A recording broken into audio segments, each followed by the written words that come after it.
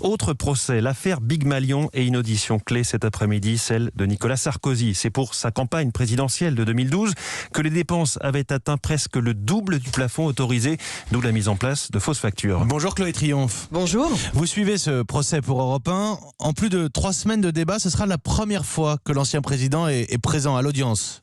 Oui, et dès le premier jour, son avocat Thierry Herzog avait tenu à expliquer au tribunal pourquoi, selon lui, son client n'avait pas sa place sur le banc des prévenus et il avait indiqué que l'ancien président serait là quand on l'interrogerait. Un rendez-vous fixé donc cet après-midi à 13h30 pour répondre aux questions des juges.